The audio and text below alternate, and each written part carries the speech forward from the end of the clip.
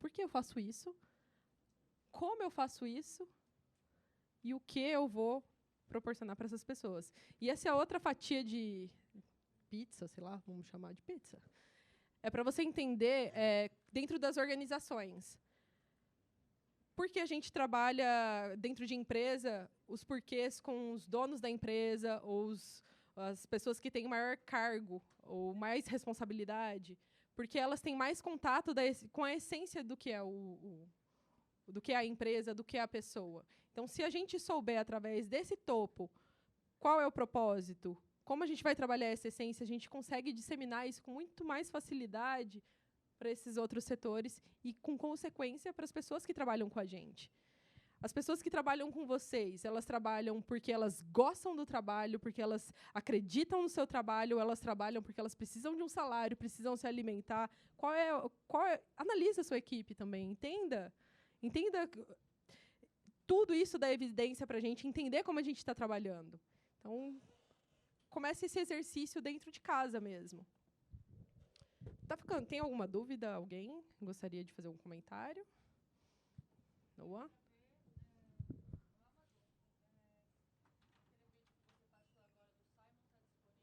Tem no YouTube.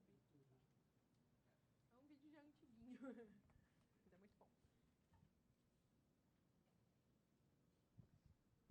E para finalizar essa etapa, eu deixei isso aqui, que é um exercício para vocês fazerem. E eu convido vocês até a começar a fazer agora, que aí a gente consegue, depois, no final, discutir algumas dúvidas que possam surgir. Porque não adianta nada, a gente ficar falando um monte de coisa, essência dentro para fora.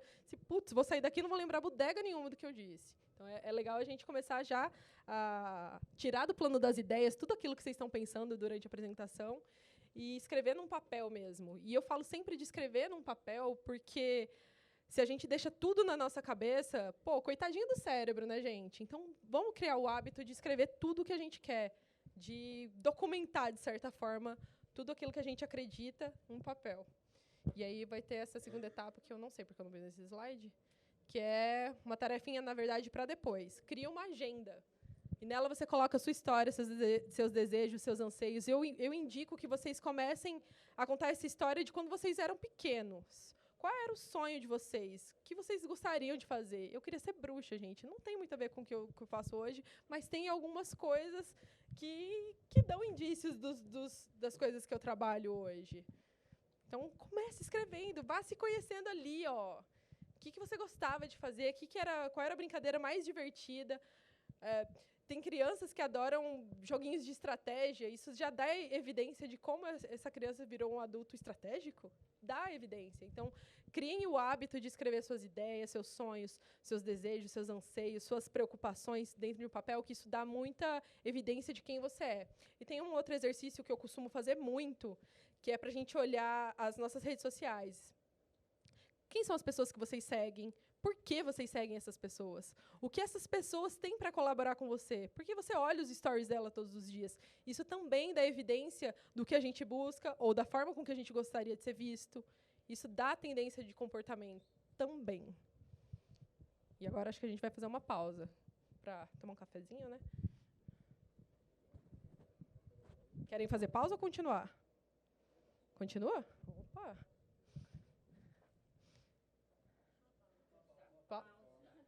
Decidam, gente. Vamos votar.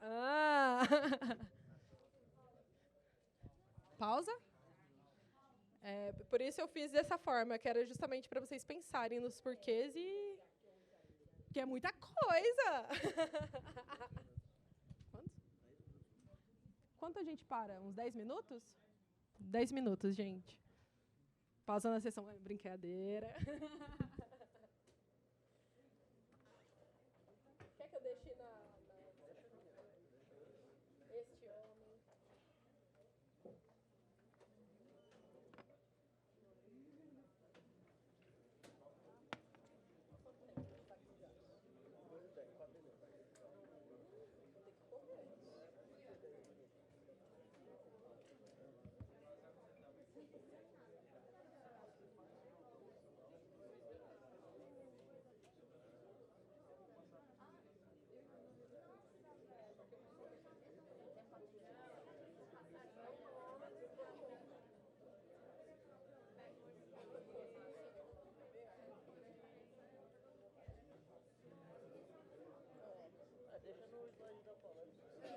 Barack Obama, né? Você pode acessar, inclusive, agora, se já quiser ter disponível. Aí eu vou incluir também os livros, as referências que eu estou.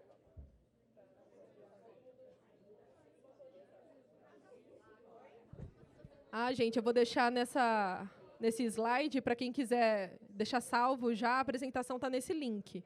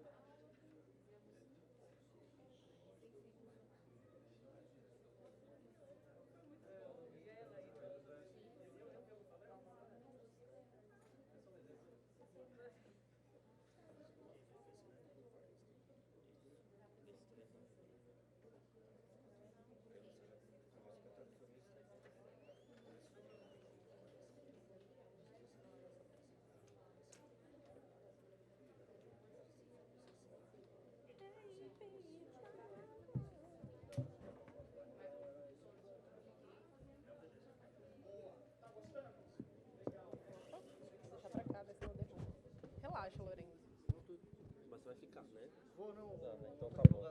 Eu tenho 2 assistentes. Tá. Mas posso ficar aqui também? Pode, pega essa bolsa aí, Lô. Porque a minha lombar já foi. É muito Senta, tempo. relaxa. Pessoal, Vinícius. este Eu homem. sei que a gente tem muitos amigos em comum, tenho Tem pra certeza. caralho. Porque a gente é da mesma área, eu sou da gestão pública, você também é, então a gente vai com... Você tá no ILP, é isso? Isso. Vou deixar. Nasci Lô, no põe Rio, mas tô aqui desde os 10 põe no anos. Obama aí. Vou até falar algo que eu tava conversando com o menino. Que talvez traga essa coisa da política também, para dar uma introdução no Obama. Chama a galera aí, já vai. Estão todos sentados? Não, quase todos.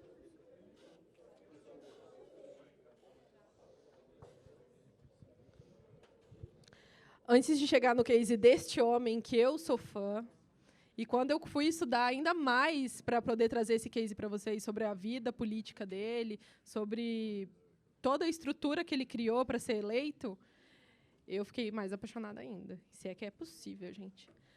Mas, para a gente entender e ilustrar um pouquinho, antes de falar do Obama, a gente está vivendo num mundo onde as pessoas querem se conectar com pessoas, onde a essência, quem você vai ser o mais relevante. Então, a gente não pode negar isso para os nossos candidatos. As pessoas querem se conectar cada vez mais com os semelhantes. Então, trazer essa humanidade, humanizar, de fato, uma campanha, um posicionamento político, eu acredito que vai ser todo o diferencial nesse momento que a gente está vivendo, nesse momento de essência.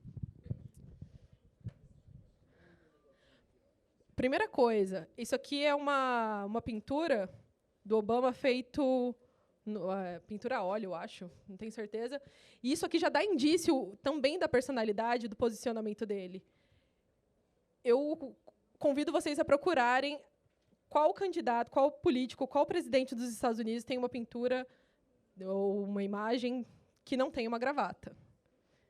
Eu acredito que todos tenham. E ele já se mostrou, eu não sou assim, eu sou um pouco diferente dos outros. E só nessa pintura você já consegue entender qual é o posicionamento dele. Tem um negócio. O Obama, ele trabalhou muito a autenticidade dele. Ele sabia quais eram as características mais relevantes do posicionamento dele, como ele ia se diferenciar em relação aos outros políticos. Então, você vai ver em foto, em discurso, quando ele está dando entrevista, quando ele está interagindo com o público, ele é sempre simpático. E ele sempre usa uma estrutura de roupa mesmo, que mostra também respeito. Então, ele se veste de uma forma bem formal, peronomútil, mas para mostrar esse respeito.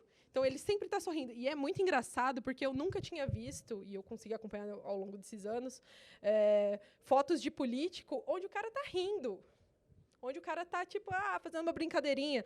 Todos esses elementos dão características, dão sinais... dão sinais de como é a personalidade dele, como ele está trabalhando esse diferencial dele. Então, quando a gente pensa em diferencial, não precisa ser, caralho, qual é o meu diferencial? Eu não sei qual é, eu não sei imaginar, eu vou ser o cara que vai fazer o primeiro comitê na Lua. Não precisa ser uma coisa tão absurda, tão louca. Ele é simpático.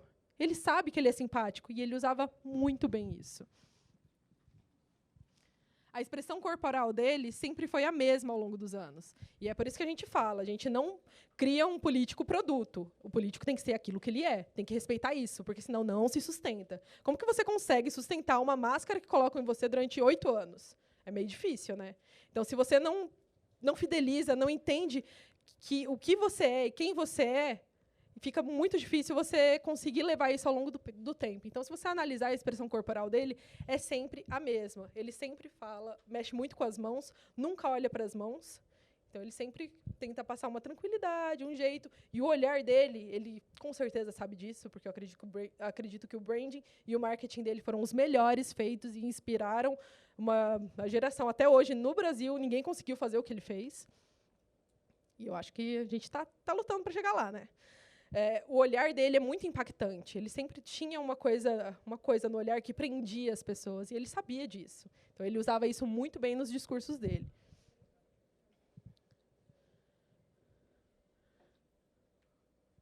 Comunicação não verbal que transmite confiança. Quando a gente fala de comunicação não verbal, a gente está falando de todos os elementos.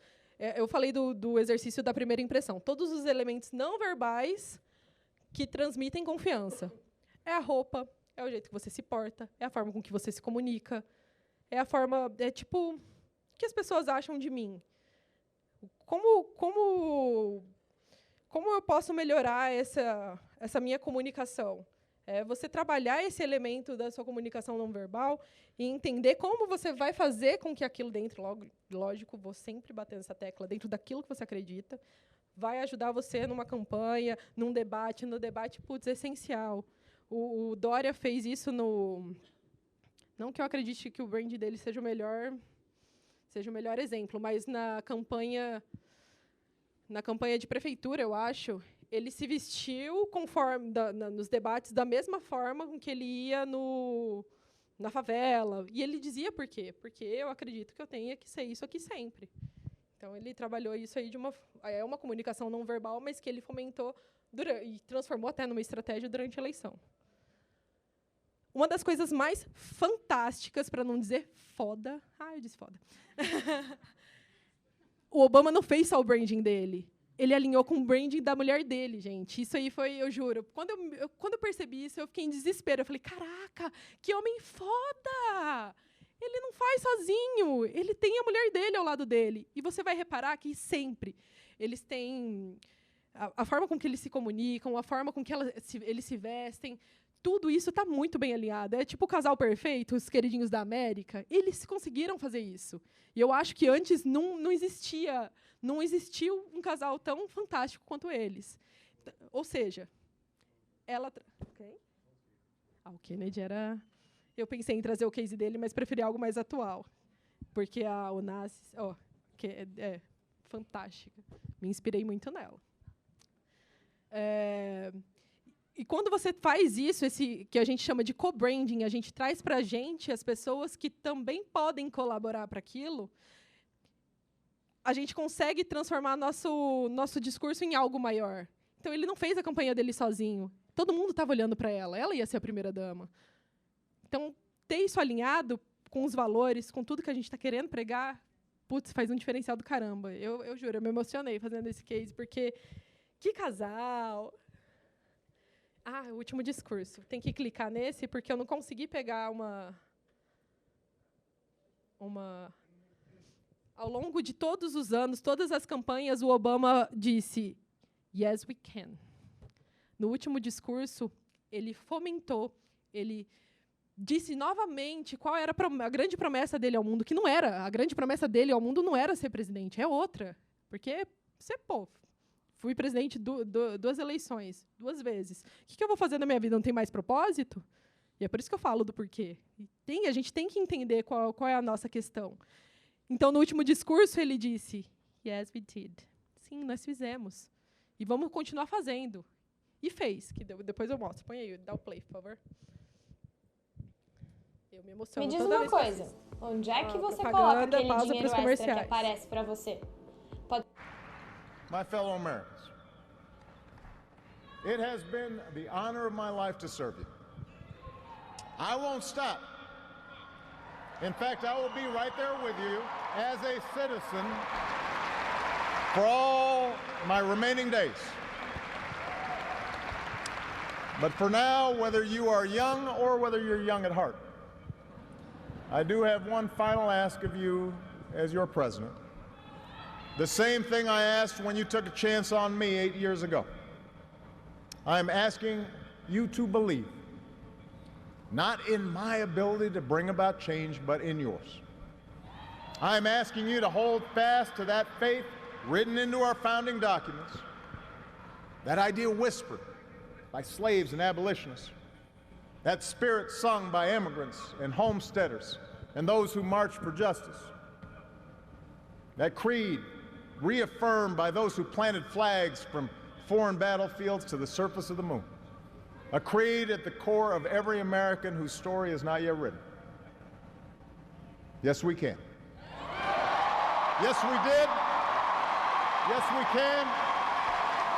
Thank you. God bless you. May God continue to bless the United States of America. Thank you. Eu confesso que todas as vezes que eu assisti esse discurso, eu me arrepio, eu me emociono, porque é um líder. Não é só um cara que foi presidente. Eu me emociono mesmo, gente. Não é só um cara que foi presidente, é um cara que liderou, é um cara que deu esperança de novo para uma nação. E ele fomentou isso no discurso. Não acreditem só na minha capacidade de mudança. A gente pode fazer isso junto. Então, ele dá indícios da promessa de marca dele, da grande promessa de marca. Uma pessoa que quer fazer diferente, que quer promover a mudança na sociedade. E foi o que ele fez quando ele saiu do... quando ele deixou a presidência. Ele criou a fundação dele e da esposa dele. Então, ele continuou promovendo a mudança, ele continuou assumindo lá aquela promessa, aquilo que ele disse desde o começo. A gente vai mudar, a gente pode. E ele pode. Ele está fazendo. Então, ele é fiel à promessa de marca, aos propósitos, aos valores. Está tudo aqui. Então, parar de pensar também um pouco no curto prazo, parar de pensar também que é só uma eleição. Não, não é. É a vida de um monte de gente, é aquilo que vai fazer com que vocês acreditem naquilo que vocês fazem. Ele diz aqui, e ele e a esposa dele, sempre juntos, né, gente? É um co-branding fantástico, para não falar palavrão de novo. Mas também tem uma coisa que a gente trabalha muito dentro do branding, que é o estilo. O dress code da política é complicado, porque ele é muito formal.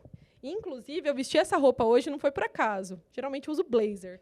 Mas para mostrar para vocês que, quando a gente está num ambiente mais formal, a gente pode, sim, dar uma brincadinha, para dar indícios de como é a nossa personalidade. Por exemplo, eu me considero uma pessoa criativa. Então, eu busco um elemento, um colar diferentão, que vai me posicionar como uma pessoa criativa. É a comunicação não verbal.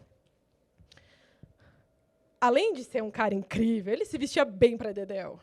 Então, era tudo pensado. Todos os ternos dele, se eu não me engano, eram feitos sob medida, e ele não tinha muitos ternos. Eu fiz uma contagem. Gente, deu trabalho.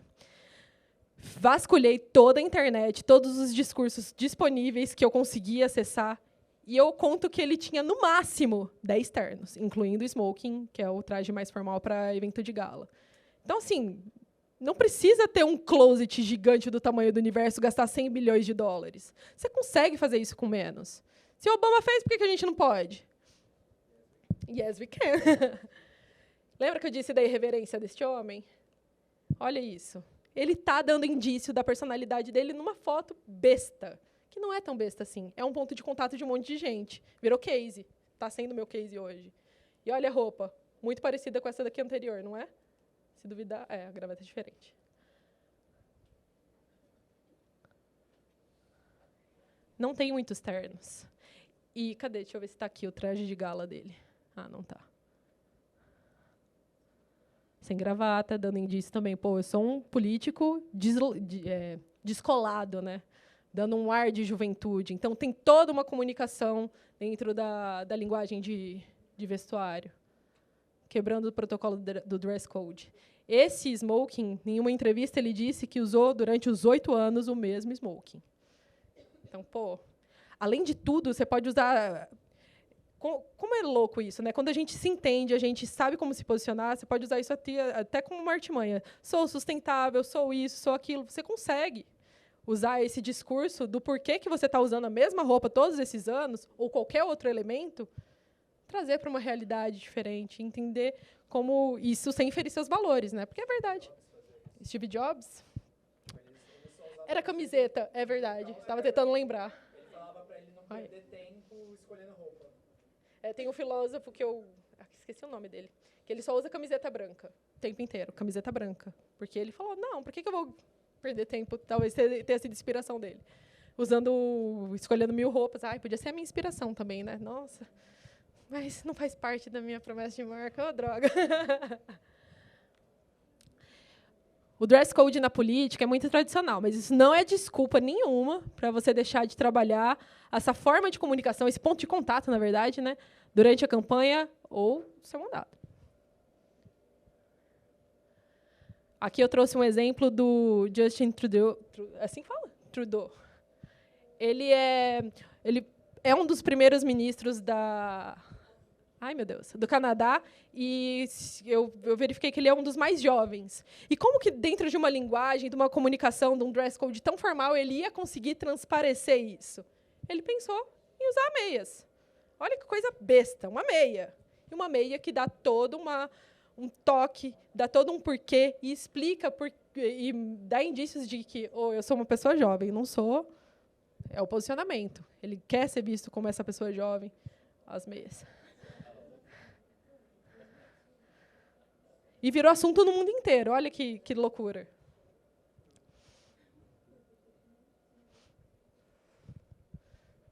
Sempre meias diferentonas. Eu adoro, gente. Se eu fosse homem, com certeza eu ia ser do time dele. Mas também temos cases femininos. Achou que não teria? Temos.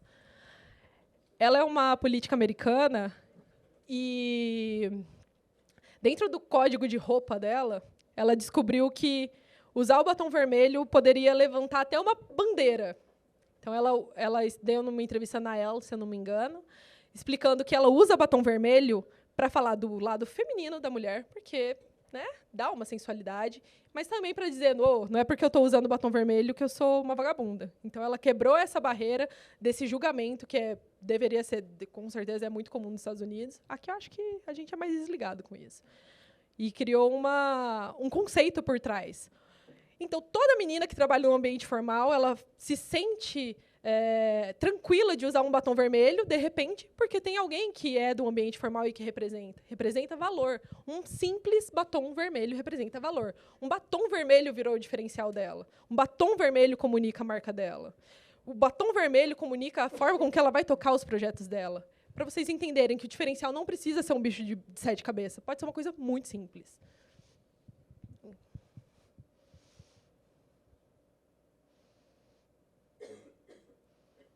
E agora é a hora, gente.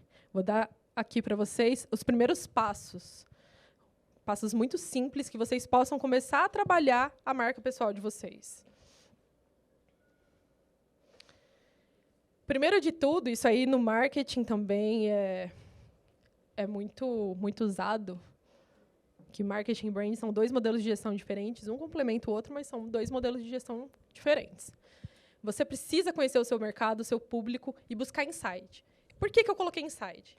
Porque, gente, em tempos de Big Data, que vai ser aqui a próxima, em tempos de Big Data, a gente tem muita informação, mas poucos insights, poucas ideias do que fazer com aquela informação. Para trazer, de fato, valor para essas informações, você precisa refletir muito e trabalhar muito essas informações para que você consiga tirar esses insights. Então, de que adianta você ter lá, tenho 60 mil linhas no meu Big Data de informações das pessoas que são os meus possíveis eleitores. Tá, o que a gente vai fazer com isso? O que isso diz?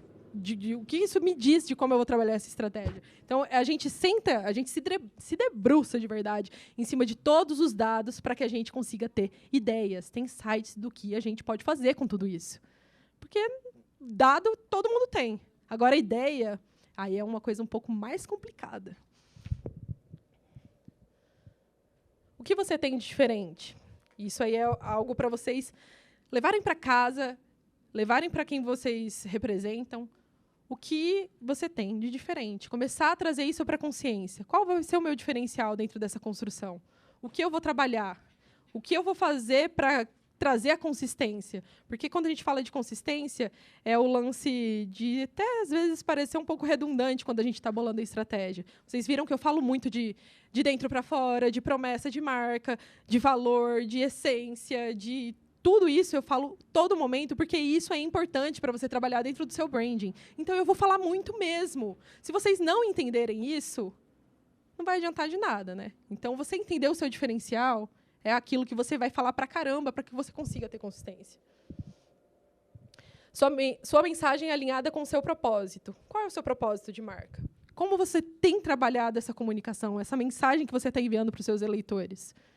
Ela está, de fato, alinhada com aquilo que você acredita?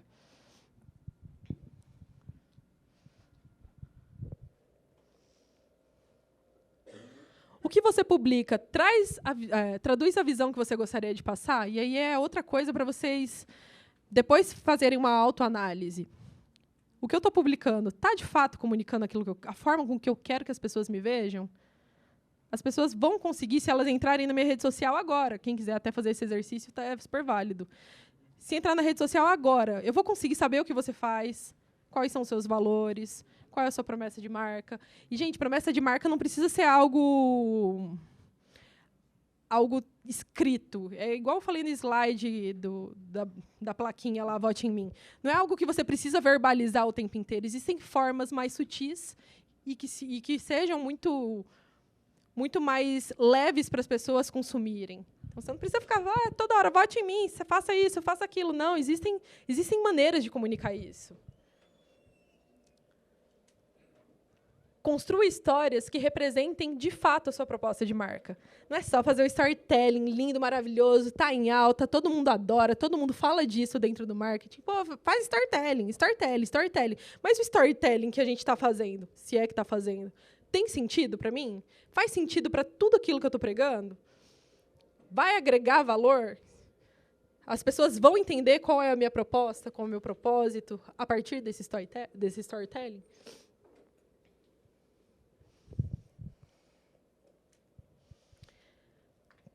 Temas recorrentes. Isso aí, quando a gente faz o brand, a gente faz tipo um trend topics daquilo que a gente vai falar.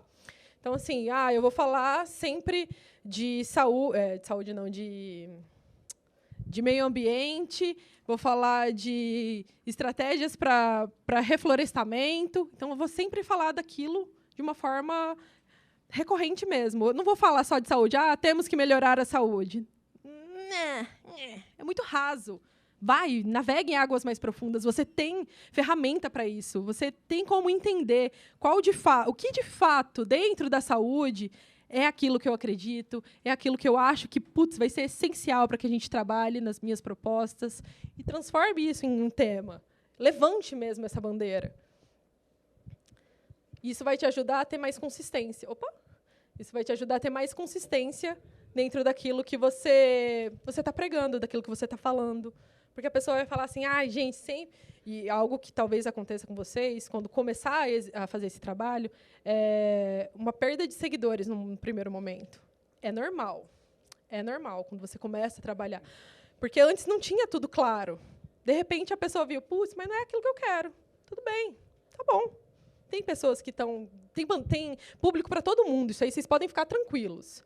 Tem público para todo mundo. É só saber qual bandeira você vai levantar e ser fiel a essa bandeira, ter consistência. Backstage. Eu acho que isso é uma das coisas que eu sinto que mais faltam dentro de uma estratégia política. A gente vê o que de fato eles querem mostrar, o que está dentro da estratégia, a ponta do iceberg. Mas, gente, a gente é viciado em histórias, backstage. O que você faz? Como que você decide aquilo que você vai falar para o seu público? Com quem está envolvido nisso? A gente precisa conhecer as pessoas. A gente quer conhecer as pessoas. A gente tem curiosidade. Isso vai fazer com que a gente desmistifique um pouco o mundo político, porque as pessoas não sabem como isso funciona. Para as pessoas conhecerem, elas precisam ver. Se elas não verem como tudo isso funciona, como que elas vão saber? Como que elas vão ter certeza que você é a pessoa que ela vai querer votar? Que você vai ser a pessoa que ela vai seguir para onde quer que você vá. Que isso é o que um verdadeiro líder faz, né, gente? Eu tenho certeza que as pessoas que trabalharam com o Obama estão com ele até hoje porque elas acreditam naquilo que ele fala, elas entendem a bandeira, entendem o propósito dele, querem participar disso.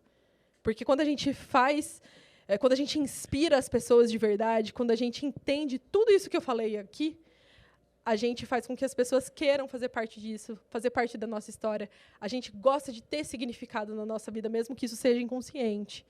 Então, isso vai ajudar muito. E esse exercício que eu faço muito.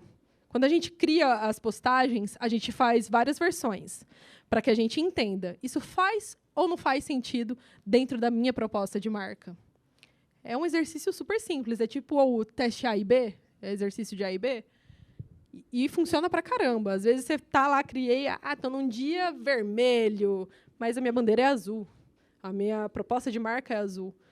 Todas as minhas logos são azuis. Então, é entender todo esse contexto para que ele case com tudo aquilo que eu estou falando, porque a gente percebe quando tem uma mudança de comunicação. A gente pode até não falar, caramba, por que essa pessoa está fazendo isso? Mas a gente sente. Então, vamos dar força para o nosso próprio branding, para que não fique aquela coisa, cada vez que muda o gestor da minha marca vai mudar. Toda vez que eu trocar a minha equipe, a minha marca vai sentir isso. Então, é importante trabalhar o seu branding para que você consiga se comunicar em qualquer cenário. Só voltando aqui, algo muito louco dentro do branding, que quase me esqueci, mas que é importantíssimo de falar, principalmente em tempos de redes sociais. A gente não sabe se o Facebook e o Instagram vão estar aqui daqui a 4 anos. Pode ser que bombe uma outra rede social e você fale, caralho, fudeu. Comprei like à toa. Por favor, gente, não compre like. Quando você faz o seu brand, você entende como você vai se comunicar, você já está no meio caminho andado. As pessoas que estão nessa outra rede, elas vão te procurar. Pode ter certeza disso. A gente gosta de se conectar com gente. As pessoas vão te seguir onde quer que você vá, se você fizer tudo isso que a gente disse de uma forma muito clara, muito consistente e muito verdadeira. Então, não importa onde você vai comunicar, você vai estar conseguindo ser você em qualquer cenário, inclusive no offline.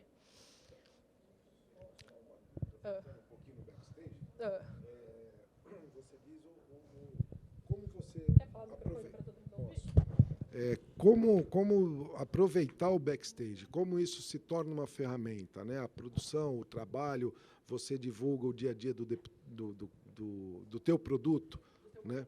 Do teu mandatário, do candidato, enfim, ou você faz equipe, como é que você trabalha esse backstage? É isso que não ficou... Eu sei que estou voltando um pouco. Não, fica tranquilo. E aí é muito doido isso, você falar exatamente nesse momento. Eu podia te falar N receitas, N formas. Olha, você vai construir a sua história assim, você vai construir a sua história assado. Mas isso tudo depende de como é o seu candidato. Então, assim, a gente pode... o meu candidato adora reunião. Reunião, sei lá, tipo essa de hoje. Então, a gente vai fazer um story ou um microvídeo pautando o que a gente falou nessa reunião hoje. Olha, gente, a gente está fazendo o que aqui? A gente está mudando o mundo. Como a gente está mudando o mundo? A gente está fazendo isso, isso e isso, para que a sua vida seja melhor, para que você consiga... Entendeu a construção de história? E as pessoas fazem parte disso. Às vezes, se você tiver alguém dentro da sua equipe que fala muito bem, por que não dar voz para essa pessoa? Então, é tudo parte da estratégia, de como é a pessoa, porque não vai adiantar te dar as receitas se eu não conhecer profundamente, se eu não entender qual é a proposta de marca. Isso. E tem que estar... E lembrando... Isso. Tem candidato que, por exemplo, não gosta... eu não quero mostrar a minha vida pessoal. Mas existem outras formas de humanizar isso. Não quero mostrar a minha vida pessoal, mas a minha esposa me acompanha nos eventos ou nas reuniões. Então, pega esse elemento. Então, tem várias formas de você conseguir trabalhar, mas tem que estar tudo dentro daquilo que ele acredita, naquele conjunto da obra inteira. Respondi? Ficou claro? Quando você trabalha seu personal branding de uma forma autêntica e comunica de uma forma assertiva, todos à sua volta vão ser contagiados pelo que você representa. Sabe aquilo que eu disse do Obama e da equipe dele? Eles vão te seguir aonde quer que você vá? É que você trabalhou seu branding de forma autêntica, de forma verdadeira. As pessoas vão atrás de você, as pessoas vão se sentir conectadas com você. E é quase holístico mesmo, é quase uma energia no negócio, porque isso acontece de uma forma muito louca. Parece que tudo, quando você tem essa estratégia, quando você consegue trabalhar isso de uma forma que é você mesmo, as pessoas vão se identificando no automático. As pessoas vão falando, olha, essa pessoa é assim que eu quero ser visto também. Porque a gente anda com... Isso aí com quem a gente anda também diz um pouco da gente. Então, isso ajuda bastante. E inclusive, gente, uma coisa para vocês pensarem nesse contexto aqui. Quantas pessoas vocês já não ouviram de que o sonho delas é trabalhar no Google? A gente nem sabe quais são os processos de dentro do Google, mas o que eles vendem, a forma com que eles falam, como nossa empresa é diferente, tem, sei lá, joguinho dentro da empresa. A forma com que eles se comunicam e mostram sua grande promessa, sua proposta de valor, a sua marca, contagia as pessoas, faz com que as pessoas que gostam disso, que gostariam de fazer parte de uma coisa como essa, sintam vontade de trabalhar num lugar como esse. E a mesma coisa vale para um candidato. Quando você tem claro tudo aquilo que você vai emanar para o mundo, as pessoas vão se identificar com você e vão atrás de você e vão te seguir onde quer que você vá. Martin Luther King fez isso sem internet. A gente consegue. Trabalhando, eu falei que eu ia ser muito redundante em torno disso, e eu vou ser de propósito, porque você precisa, virou até um trocadilho, você precisa saber qual é o seu propósito. Porque, senão, você só vai trabalhar a curto prazo o tempo inteiro. Você nunca vai ser um grande líder se você não trabalhar o seu propósito.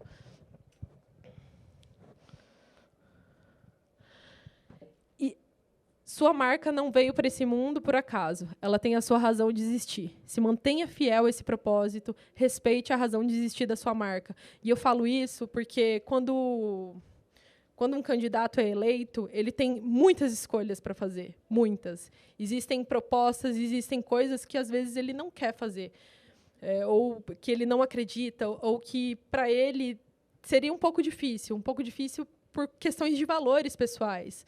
Quando você trabalha o seu branding de uma forma concreta e você consegue entender, de fato, quem sou eu neste mundo, o que eu vou trabalhar neste mundo, essas decisões ficam muito mais tranquilas.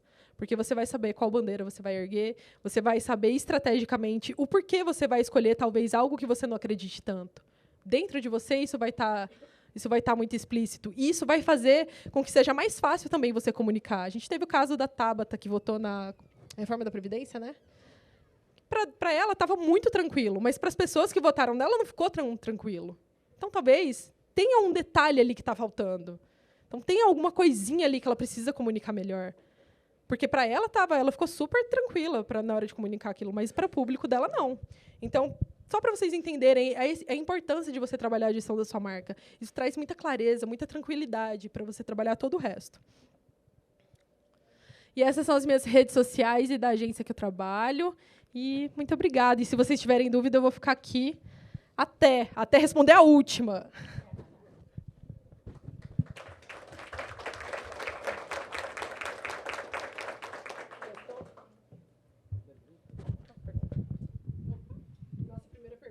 Primeira pergunta, pode?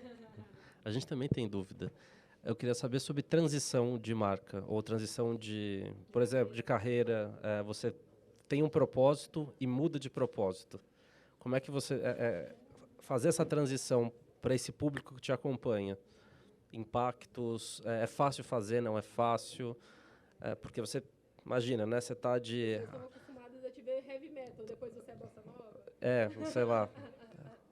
Essas guinadas, essas mudanças, o impacto disso para a frota sai de um partido e vai para outro. Como essas transições, isso, quais cuidados, que atenção, enfim. Mesmo que você não saiba direito qual é o seu propósito, você fala, ai meu Deus, a vida inteira achei que gostava de azul, de repente gosto de rosa.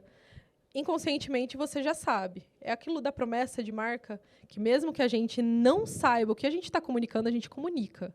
Então, como que a gente faz essa transição? Putz, descobri isso de mim agora. De uma maneira muito simples, comunicando. Então, você começa, ai, meu Deus, eu estou com medo de ser uma coisa muito brusca. Você começa soltando elementos. Elementos novos. Gente, eu falo de stories porque eu gosto muito. A gente começou a fazer stories da noite para o dia, vamos supor.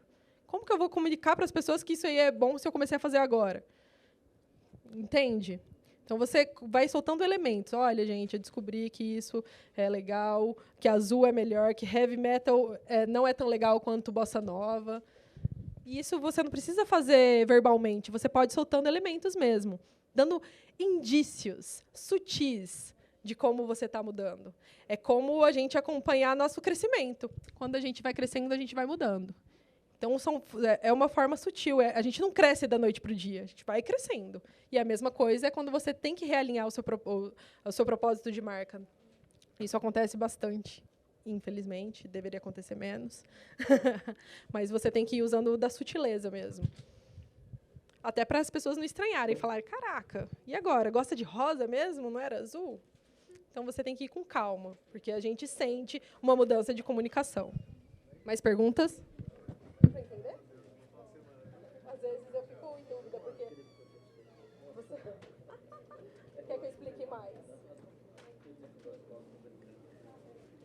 Não, deu. Deu, acho que sim. A questão era se também transformar isso muito marcado.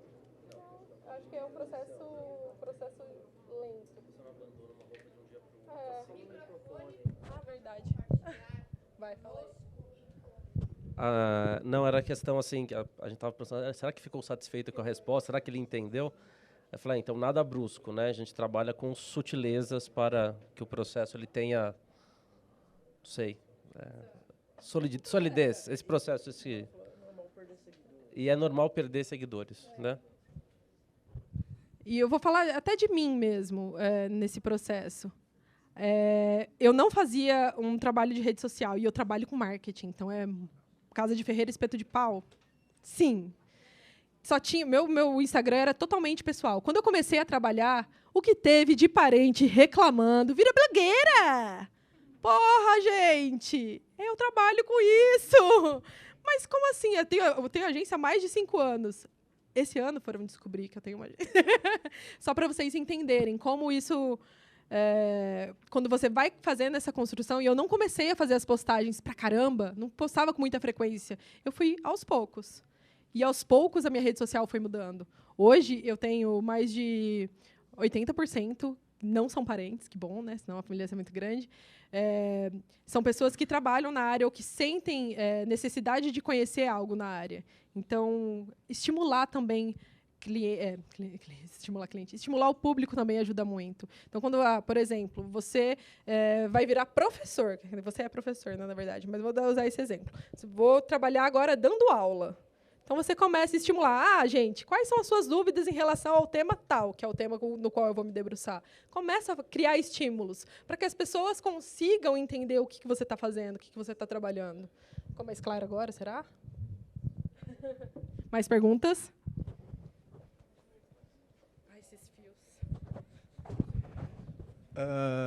Assim, quem não é visto não é lembrado. Lei do marketing básica. Mas o que você acha que vem na frente no seguinte termo? Por exemplo, o Maluf, quando era prefeito, governador, etc, etc, qualquer coisinha que ele fazia, ele punha o logo dele, da campanha dele como candidato. O PT, qualquer coisa que ele fazia, ele vai e pinta a faixa de ciclista de vermelho, uma proteção de árvore, põe o logo, põe a estrela, Marta era assim, o Lula era assim, todos eram assim. Já, por exemplo, Bruno, o atual prefeito, ele não expõe nada, até para economizar dinheiro de caixa. Só que aí, aquele cai na seguinte contradição. Uma mentira contada muitas vezes torna-se verdade. Então, muitas coisas ele acaba fazendo, só que o grosso da população não acaba sabendo, porque justamente não vê nas grandes mídias, unicamente no Facebook, etc, etc. Então, o que você acha que é o ideal, assim, o equilíbrio perfeito entre você saber se posicionar, você saber se vender, mas ao mesmo tempo você não desperdiçar dinheiro público? Eu acho que no caso do Bruno, talvez ele esteja pecando na forma com que ele se comunica. Então, eu não vou gastar dinheiro público com isso, mas, eu sou prefeito. A mídia inteira está querendo saber o que eu estou fazendo. Então, eu, no lugar dele, colocaria todos os meus assessores de imprensa para botar matéria até na China, dizendo o porquê ele está fazendo isso. Porque, às vezes, se você não falar por que você tomou essa atitude, como que as pessoas vão saber? Eu estou tomando essa atitude porque eu quero economizar o dinheiro do povo para investir mais em educação. Eu acredito que o aspecto X da educação está precisando de uma coisa, porque aí é ser específico, né? Não é só educação. A educação é muito vasto. Tem que ser específico. Então, eu acho que você comunicar isso de uma forma mais assertiva e explicar seus porquês é muito mais tranquilo para que as pessoas entendam. E para que isso também ajuda a evitar notícia falsa, que as pessoas entendam coisas erradas ou que interpretem as coisas de uma forma errada. É tudo comunicação, gente. O próprio caso de privatização do Ibirapuera. Todo mundo, vai ser cobrado para entrar no Ibirapuera agora, blá, blá, blá. E é mentira. É mentira, mas ninguém foi lá para debater, é mentira. É mentira por causa disso, disso, disso.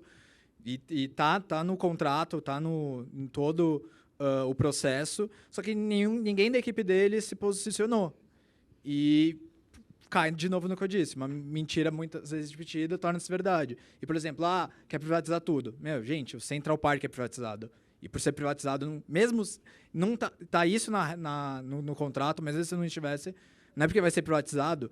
A empresa que for inteligente, que vier a comprar os direitos do Ibirapuera, ela não vai cobrar a entrada. Ela vai fazer ações dela lá dentro, vai pôr placas dela lá dentro, pode fazer N coisas, ao invés de pura e simplesmente cobrar. De novo, eu acho que é tudo o jeito que a gente comunica. Eles erram na hora de comunicação. Não sei por quê. Talvez a gente esteja tão acostumado com como a gente toca as coisas que a gente esqueça de falar. Olha, a gente vai privatizar, mas não vai privatizar tudo. A gente vai privatizar uma parte, para que a gente não tem condições, não tem caixa para fazer a reforma que está precisando, que acho que era algo assim no Pacaembu. Todos os serviços que a gente fornecia vão continuar iguais. Porra, fala, comunica. Tem uma caralhada de jornal aí. Tem rede social. Tem pessoas que trabalham que também podem ser stakeholders desse projeto. Agora, eu acredito que no quesito privatização existam coisas que podem muito bem ser privatizadas e outras não. Por exemplo, a água. Eu acho que é completamente inviável que a água seja privatizada. Então, você, nesse quesito, você comunicar os seus porquês, de novo, tem que ser claro. Tem que ser muito bem pensado minuciosamente. Você tem que entender quais são os pontos de contato dessa população. A pessoa assiste mais jornal, TV, ela lê mais UOL, ela vê mais rede social. Dentro dessa rede social, quais são as pessoas que elas buscam? Gente, político é influenciador digital também. Inclusive, tem a ferramenta que a gente foi num evento, uma ferramenta Airfluence, se eu não me engano, onde você pode encontrar quem são os digitais influencers de cada categoria. E existe uma categoria política. Então, entenda que quando você é político, você também tem stakeholder, tem pessoas que podem se tornar embaixadores da sua marca. É só encontrar alguém que case com seus valores. Então, por exemplo, o Bruno Covas poderia ter encontrado alguém que é super fã da prefeitura dele. Os valores casam, são os mesmos valores, são os mesmos ideais. A forma de comunicação é também para um grande público. Ele podia ter usado um stakeholder para fazer isso. Fazer uma parceria, um co-branding. As coisas pulverizam e acontecem quando a gente consegue entender como se comunicar. Mas tem que mapear tudo, senão vai ficar difícil. Não vai achar que assim, só vou botar na Globo e tudo vai acontecer? Não, eu não assisto mais Globo. Na verdade, eu não assisto nenhum jornal, nada da TV.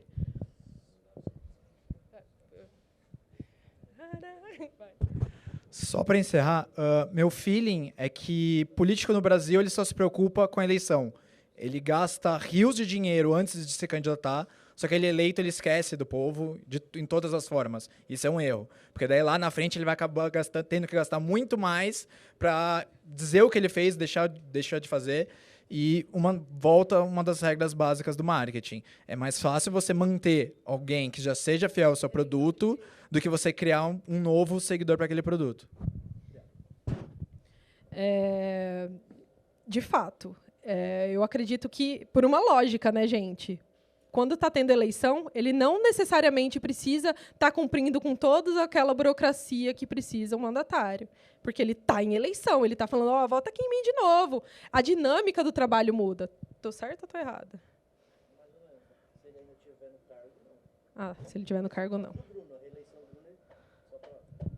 Falar no microfone, ficar mais ele fácil. Entende do negócio, tem microfone ali. Não, no caso da reeleição do Bruno, ele vai estar no cargo, e isso tem que ficar bem claro. O que o prefeito faz e o que o candidato faz. São duas coisas completamente diferentes, que se confundirem, se torna crime, né? O Bruno não pode se promover usando dinheiro público. Ele pode promover a prefeitura. Não só o Bruno, qualquer prefeito, qualquer presidente, qualquer governador. Então, só dando um pitaco nessa questão da comunicação, aliás, a leitura do PSDB já é essa, né? Que o Bruno se comunica mal, o PSDB diz isso. Mas a minha impressão é um pouco diferente. Eu acho que o cidadão, ele também está muito desconectado das ações positivas de qualquer governo. Ele está mais preocupado em ouvir o Arthur Duval, que é o Arthur Mamãe Falei, que hoje é deputado estadual, que faz vídeo no YouTube gritando que tá tudo ruim. Porque isso gera mais audiência.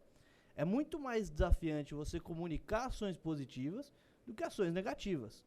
Eu recebi agora no WhatsApp, tem 15 minutos, um vídeo de 2 meninos roubando um prédio em Higienópolis. Cara, nunca vão mandar pra mim 2 meninos cortando a grama lá. Você entendeu? Então, comunicar isso é um desafio. A prefeitura ela tem uma comunicação institucional que tem que seguir um padrão, inclusive agora a nova legislação eleitoral impõe limites de gasto para isso. Mas aí o desafio do Bruno, eu acho que não é nem esse de comunicar. O desafio do Bruno, eu acho que está mais na linha do que a de Rebeca trouxe, de trazer quem que está aí online, alinhado ao propósito dele, aos valores dele, que pode dialogar isso. O Bruno, o prefeito não. O prefeito, a prefeitura vai fazer as suas ações. E a prefeitura faz as suas ações. Todo mundo vê campanha no ponto de ônibus. Mas o Bruno, ele, como pessoa física, como candidato, como político, ele vai buscar aí as suas parcerias para comunicar suas ações. Eu acredito que campanha, assim como qualquer área, quando a gente vai fazer... mostrar o nosso trabalho não acaba nunca. E isso vale para o político também. Então, eu acredito que, mesmo que não seja eleição, as pessoas estão olhando o que você está fazendo, as pessoas estão vendo, mesmo que seja num impacto menor, elas estão ali acompanhando. Eu sou rateira, só esperando você dar uma escorregada? Pode ser, mas elas estão vendo o que você está fazendo. Então, a campanha não acaba nunca. E isso de mais gastos, gente, tem casos de gastos dentro quando a gente faz um trabalho de branding com marketing, que os gastos caem quase pela metade. Então, se você fizer um trabalho de marca bom, você vai gastar menos. Então, vai cair dentro do que você falou. Então, eu acredito que, se você entender que a campanha é eterna, meu amor, porque é o seu propósito, é aquilo que você vai fazer pelo resto da sua vida, fica tudo muito mais simples, né? Agora, passa por aí. Respondi? Sim, tem certeza? Em primeiro lugar, parabéns pela palestra, belíssima palestra. A minha pergunta é a seguinte: o candidato tem uma marca, já ganhou a eleição, ok? E a gente sabe que o primeiro dia você já começa a campanha novamente, estamos aí para a reta final, que curto prazo, outubro está aí do ano que vem. Aí ele tem que tomar uma decisão numa votação do prefeito. Ou seja, você vota a favor, beleza, continua com suas emendas. Votou contra, você vai ter muita dificuldade em aprovar uma emenda.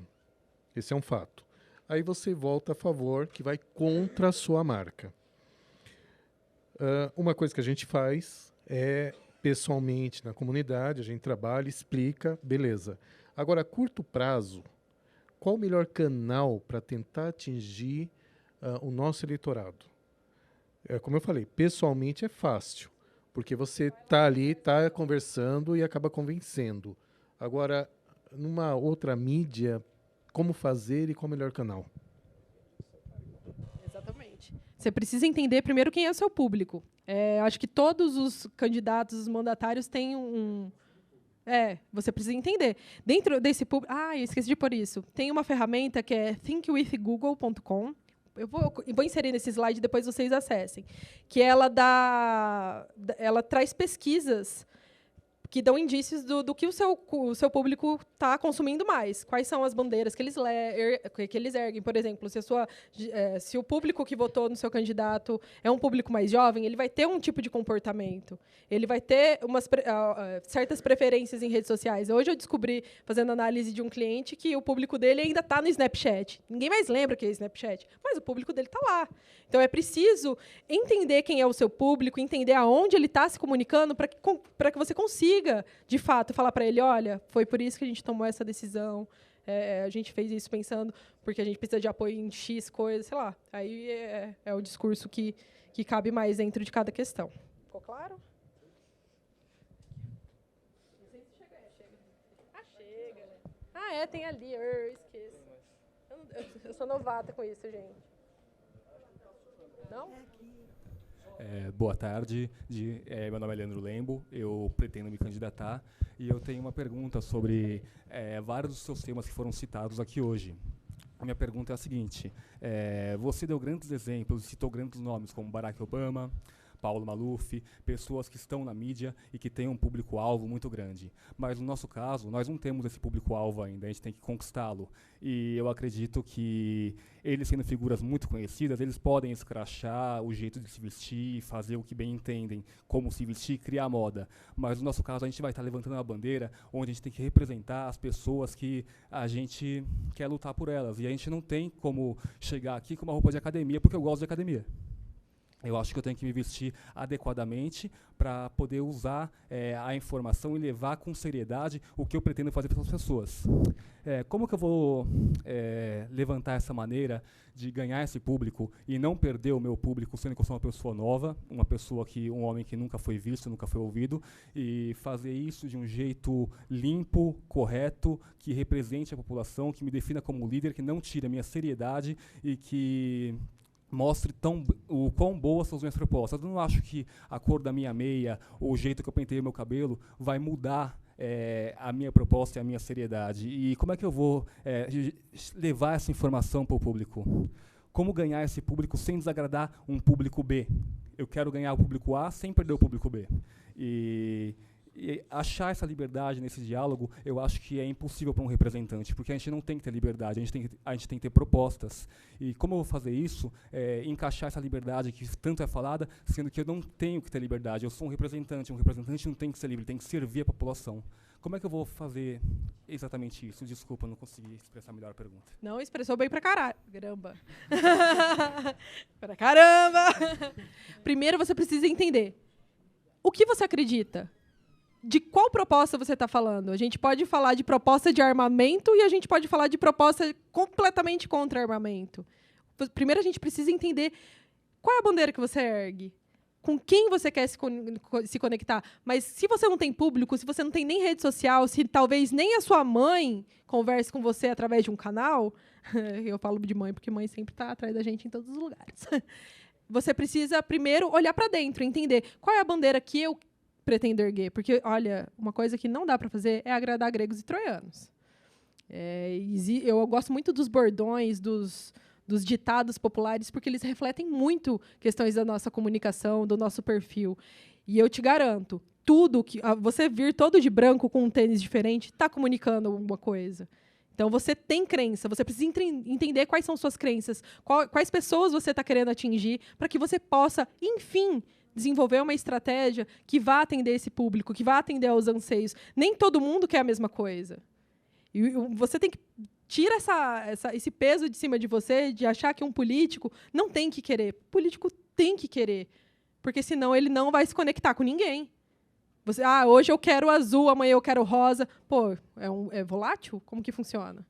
Então, você tem que se conhecer, se entender, para depois começar a entender em qual público, já que você não tem público, como você disse, em qual público você vai ser inserido dentro de todo esse bolo que você acredita, de tudo aquilo que você quer pregar, de todas as suas crenças. Porque de nada adianta, vamos falar de religião, que é algo bem delicado, gosto de coisas delicadas. Não adianta nada você falar assim, eu quero só eu quero só que o público cristão me ame. E você está se comunicando e indo no terreiro. Então, só para uma forma bem escrachada para você entender que não dá para agradar a todo mundo, que você tem que entender quais são os seus valores, quais são as suas crenças, quais são as suas nuances, as menores. Os micro detalhes que vão poder comunicar, de fato, o que você quer, que vai fazer com que você atinja o seu público, que vai fazer com que as pessoas se sintam conectadas com você. Porque se você entrar nessa de eu não tenho que querer nada, você vai ficar frustrado ao longo do tempo e você vai criar um bode disso, porque você não vai entender ao longo do tempo por que eu estou fazendo o que eu estou fazendo. Existe um porquê. Você se pergunte por que eu quero ser candidato, o que eu quero mudar. Qual a diferença que eu quero trazer nesse mundo? Isso tudo vai dar indício de como você vai trabalhar daqui para frente. Então, primeiro você precisa olhar para esses aspectos. E cai na questão do círculo de ouro. E também a questão seguinte, você tem que saber se posicionar em determinados locais. Por exemplo, se você defende a causa animal, você vai estar de terno e gravata na Assembleia, mas você não vai estar de terno e gravata expondo as suas ideias para a população normal. E assim, o bom político ele sempre sabe se portar da maneira exigida. O finado Mário Covas, ele, na campanha ele estava de terno e gravata, Só que no mutirão ele ia só de camisa e arregaçava as mangas para ajudar a construir asfalto, etc, etc. Eu acho que a coerência, o que você faz, o que você pensa, essa é muito importante. Eu sou educadora, já estou aposentada, mas a educar minha filha, meu neto, eu digo coerência. Com aquilo que você pensa, o que você faz, que não é fácil. Você tem toda uma sociedade que te cobra muitas coisas e você tem que lutar para ser coerente, mesmo com perdas. Tá? Dando uma contribuição nesse... desculpa, só dando uma contribuição também, é aquilo que a gente falou, eu preciso me posicionar sobre tudo. Talvez eu não queira falar sobre a questão armamentista, por exemplo. Não quero, não tenho opinião formada, eu não quero falar. Eu vou falar sobre a causa animal. Ou então não, eu não quero falar sobre a causa animal, eu quero falar sobre o porte de arma. Eu até cutucaria, se eu fosse o candidato, cutucaria os jornalistas, falando, o que você acha da causa animal? Não acho nada não acho nada. Não pode falar. Não, é só para dar, na verdade, é só para dar um pingo de esperança aqui pro amigo. Não, porque ele falou, eu não sou conhecido, ninguém sabe quem eu sou, ninguém sabe quem é minha cara. Aqui a gente não está falando nem de posicionamento político, a gente está falando de posicionamento de marca. Então, essas pessoas que eu vou citar aqui não tem nada a ver com concordar ou discordar do posicionamento político delas. Mas um case que eu acredito que seja de sucesso aqui no Brasil é se a gente pega os próprios meninos do MBL. Se a gente pega o caso do Kim, do Holiday e do Arthur do Mamãe Falei, eles não eram ninguém na fila do pão. Ninguém sabia quem eles eram. E eles perderam a essência? Não. O vídeo da campanha deles foi um vídeo do Goku, do sei lá o quê. Então, eles continuaram com a identidade deles. Somos garotos, somos jovens, ninguém sabia quem eles eram e os três estão aí onde estão hoje. Então, fica tranquilo, porque foi o que ela falou. É achar o seu propósito, é ser consistente e lutar e acreditar em você. É só isso. Posso agora fazer a minha? No mesmo...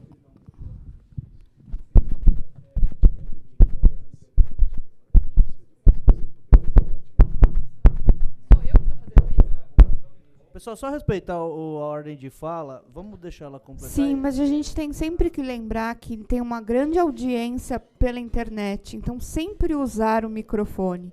Eu sou uma pessoa que sempre acompanha as audiências pela internet. Então, se a gente está falando, lembrar que nós também queremos ser ouvidos pelas pessoas que assistem ao vivo ou que vão assistir depois, na eternidade. Então, o que eu ia falar, assim, no outro espectro dos meninos do MBL, a gente tem o case também da Sâmia Bonfim e da Isa Pena. E as duas têm um diferencial que foi pouco dinheiro de campanha. E uma campanha muito mais na rua, muito mais de redes sociais.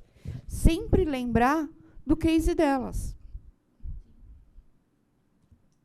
Posso fazer a minha agora? Fica à vontade. Eu até sentei, gente. A partir do start que a gente dá aí no personal branding, como definir a nossa bandeira e se os nossos gostos pessoais eles podem interferir nisso, que acho que entra um pouco nessa questão. E como construir as nossas histórias aí, né, sem desconstruir a história dos outros que já estão. Porque a gente tem essa mania de criticar o governo, de criticar quem está no poder, mas não traz a solução ou a construção das nossas histórias. Isso de criticar governo e tudo mais, gente, eu acredito muito nisso mesmo. Eu acho que a política é tão fundamental, é tão foda, é tão... Posso falar? Licença poética para falar tesão. Que eu acho que a gente precisa... Vocês aqui precisam começar a comunicar por que a gente gosta tanto dessa coisa toda. Então, gosto pessoal interfere? Com certeza interfere. Porque quando a gente veste uma camisa, a gente veste... sei lá, a gente tá dentro de um partido, a gente não deixa de ser quem a gente é. O que o branding vai fazer é trazer para você, olha, você é isso aqui, tá tudo escrito, tá tudo lindo, você vai entender quem você é. Então, tudo isso interfere mesmo, interfere. Se você não faz o branding, vai interferir também, porque você vai, às vezes, cair em coisas que você acredita, em coisas que você... N vezes, mas... Qual era o resto da pergunta? Acabei de esquecer. E como a gente construir a nossa história sem desconstruir as histórias que já existem, né? As histórias dos políticos atuais. Eu acredito que a gente ter respeito já é um grande passo, né? A gente ter... eu gosto muito do exercício de como você gostaria que, se outra pessoa que assumisse no seu lugar e que não acredite nas mesmas coisas que você acredita, falasse de você. Então, fazer esse exercício de se colocar no lugar do outro, acho que pode humanizar muito bem os discursos que você vai fazer a partir desse momento. Então, eu acho que é algo de se colocar mesmo no lugar. E essa questão... Desculpa, seu nome? Sou Rafael. Rafael, eu imagino que uma coisa, claro que vai tangenciar, mas não interfere na outra. A construção da minha história, ela não é a desconstrução da sua. Então, quando a gente vem com um discurso, a gestão anterior acabou com tudo, eu peguei isso aqui, estava acabado, você está usando isso como um argumento para, olha, eu estou tentando, entendeu? Se não der certo, não é que a culpa foi minha. Não, mas, cara, você tem que construir a sua história no sentido, olha, essas aqui são as minhas bandeiras. Nem tudo que um político, quando ele toma uma decisão, obrigatoriamente ele está deixando outra de lado. Então, quando eu escolho... então, a gente usou muito exemplo aqui, mais alinhado a um espectro político. Vamos usar um outro, trazendo a questão do PT, por exemplo. Quando o PT optou por fazer as políticas educacionais de ensino superior, ele fez aquela opção abrindo mão de outras. Então, ele investiu em abrir universidades federais ao longo do Brasil, ele investiu... Mas, então, ele deixou de fazer, optou por não fazer outros modelos que poderiam ser feitos, como parcerias público-privadas e não sei o quê, e depois acabou fazendo outras coisas, como o ProUni, por exemplo, que eu não tenho vaga na federal, você faz um processo e o governo custeia o seu estudo. Mas toda decisão de um político é abrir mão de outra, mas isso não é desconstruir. Então, quando eu construo aqui, eu acho que o Bolsonaro não está indo bem, a minha construção não pode ser baseada na desconstrução dele. Porque quando o Bolsonaro acabar, eu acabo junto. Então, a minha construção eu tenho uma bandeira, eu tenho uma causa. Eu acho que um exemplo muito legal da esquerda é a bancada ativista. Que foi um negócio que surgiu do nada também. E aí é uma construção que você faz baseado no seu gosto pessoal, mas coletivamente. Então, tudo depende de qual estratégia você vai querer. Mas eu acho que a questão do respeito é justamente isso. Você não construir a sua história na desconstrução do outro. Porque aí você não tem base sólida. Você tem que ter a sua bandeira. Você tem que ter... é isso que eu desejo mudar. Como o Leandro trouxe aqui, ele tem aí uma bandeira dele. Como que eu comunico isso? Eu não preciso desconstruir ninguém para isso. Discordar não quer dizer desrespeitar.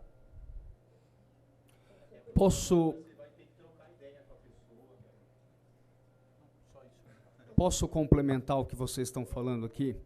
Pessoal, boa tarde, Gilmar. Janet, primeiro quero te parabenizar. Excelente. Aprendi um monte aqui hoje, tá? Vocês estão antecipando a próxima palestra. É ótimo, porque esse tema é tão complexo, né? Porque quando a gente vai falar de marca, basicamente você está falando de tudo, não é? Quando você olha para um produto que é uma commodity, aquilo não te diz nada, mas quando você vai lá e coloca uma marca, uma cor naquilo, ninguém aqui conseguiria fazer uma compra no supermercado se os produtos não fossem identificados através de uma marca, através de um posicionamento de preço e por aí vai. Então, assim, entendo que o processo de branding dentro da política, ele simplesmente tem tudo lá dentro, inclusive o posicionamento. Isso que vocês estão antecipando, que é legal, e eu acho que o objetivo desses seminários é isso mesmo, né? Porque tudo acaba surgindo. Cara, isso, na minha visão, não tem um certo e errado, porque, veja bem, é muito difícil você construir um discurso político sem observar os outros discursos políticos. Não existe isso, na verdade. Se você fosse disputar uma eleição num local que não tem nenhum outro player, você teria uma dificuldade absurda em se posicionar, inclusive na sua narrativa. Então, como o nosso amigo está dizendo ali, e eu infelizmente não lembro o nome das pessoas, enfim, eu concordo, é evidente que para você construir o seu discurso, você não precisa necessariamente usar um tom negativo de desconstrução. mas, na minha opinião, é praticamente impossível você construir uma narrativa e um discurso político se você não entende os outros discursos políticos. E tá cheio de exemplo por aí. Se o fulano, que é o seu adversário, defende A, para você também defender A, você vai ter que ter um lugar de fala, você vai ter que ter atributo funcional e pessoal, não é? Para dizer que você tem mais qualificação para defender aquilo que aquele cara está falando. Então, nesse sentido, se o cara fala que ele defende A, não tem outra alternativa, querido. Pelo posicionamento, você vai ter que dizer que você defende o A mais um, ou você defende B. É a mesma coisa quando a Brahma, lá na época, quando eu era criança, tinha uma briga com Brahma e Antártica. Quando a Brahma vem e fala, eu sou a cerveja número 1, isso é posicionamento. E como que ela constrói isso? A partir de evidente, né, posicionamentos específicos em cima de atributo funcional daquele produto, preço que ela vai oferecer para o mercado, o público que ela vai disputar, porque se você não está disputando o mesmo público, você evidentemente não precisa fazer um discurso de desconstrução negativa. Mas a minha fala aqui, na verdade, na minha opinião e pelo que eu leio e tal, e observo, porque eu sou um observador obcecado das coisas práticas, né? Para a gente aprender sobre marketing político, bicho, é só você começar a ler jornal todo dia, coluna de política. Porque lá você vai aprender sobre pesquisa, você vai aprender sobre posicionamento, você vai aprender sobre discurso. Todas as disciplinas estão lá, porque os caras estão dando aula para a gente lá. Ah, Bolsonaro não sei o que com Dória. Ali tem o quê? Construção de discurso, de posicionamento, de descolamento de imagem. Então, quando a Brahma vem e fala, eu sou a cerveja número 1, ela não falou isso aleatoriamente, ela falou porque ela disputava potencialmente o mesmo nicho de mercado, o mesmo público-alvo, e aí ela teve uma sacada, e quando ela se posiciona como número 1, como que fica para a Antártica? Então, é um exemplo, na minha opinião, para trazer aqui à luz uma discussão que é complexa, que é tema da próxima palestra, inclusive o Darlan Campos, por favor, todos que puderem participar, venham. Ele está vindo lá do Espírito Santo, é um cara especialista, então vai falar de narrativa, discurso, e na minha visão é muito difícil você construir um discurso se você não entende quem é o seu público e se você não entende quais são os outros discursos. Porque se você vem com um discurso que o Zé já está falando, querido, como assim? Como que você constrói seu posicionamento? Então, isso não quer dizer que você precisa falar mal do Zé, porque existe a campanha negativa, que aí é uma outra história, né? É difícil numa eleição você não lançar mão da campanha negativa, que é você falar, o João não fez direito, agora eu vou fazer melhor do que o João. Isso é uma coisa, mas isso ajuda na construção de recurso para você ocupar um posicionamento em cima de um determinado público-alvo, né? Então, enfim, a minha contribuição nessa sua fala que eu achei bem oportuna. Na palestra passada, o Gadelha até falou a respeito disso na questão municipal, de falar mal ou de apontar as denúncias ali que tem na sua cidade, e que na questão municipal isso entra sim. Então não tem como a gente não falar mal, né? A gente vai ter que falar, negativa, principalmente porque sempre tem o lado A e o lado B. Se você olhar, por exemplo, nos Estados Unidos, e lá, diferente do que aqui, né? Propaganda eleitoral na TV, você paga, né? E o que mais tem lá é campanha de desconstrução do outro. Mas isso talvez algo específico daquela sociedade que está acostumada com aquele tipo de embate, né? É uma sociedade que a agressividade está em todos os aspectos da vida. Mas a campanha negativa, que é uma coisa um pouco diferente do que nós estamos falando aqui, ela é uma ferramenta, sim, eficiente. A gente pode trazer o case Dória com o Márcio França, que, na minha opinião, eles deram uma extrapolada no tom, mas por uma diferença mínima de voto, o Dória levou. Porque se ele não tivesse feito o que ele fez, ele não teria sido eleito, cara. É uma coisa bem óbvia isso. Eu acho que nem o público não gosta do discurso negativo. Ele acaba ficando saturado de ver ali, pô, esse cara só fala mal. Tinha o Lula Paz e Amor, lembra disso? O Lula parou de falar mal do Fernando Henrique ali, no momento do Serra, do Aécio. Gostei muito. Você tem que falar, assim, tem que tomar cuidado, porque ao desconstruir, você tem que construir. Falar mal não quer dizer nada, eu estou falando mal do Zé, mas o que eu estou construindo em cima daquilo, né? Porque o discurso político é você impor a sua verdade. E você não consegue impor a sua verdade se você quer disputar o mesmo público, Estou tomando isso aqui como premissa, não estou dizendo que você está disputando o mesmo nicho eleitoral. Porque nenhum produto, nenhuma marca fala para todo mundo. E a Janet está aqui, ela pode corrigir as bobagens que eu estou falando. Mas acredito eu que nenhuma marca fala para todo mundo. Ela fala para um cluster, né? Para uma estratégia definida dentro do portfólio de marcas que aquela empresa ou que o político tem enquanto alguém que tem que prezar pelo nome dele, que tem que ter autenticidade. Então, a desconstrução para construir. Falar mal e você não mostrar a sua verdade, na política, hoje em dia não é mais aceita, que é isso que você está falando.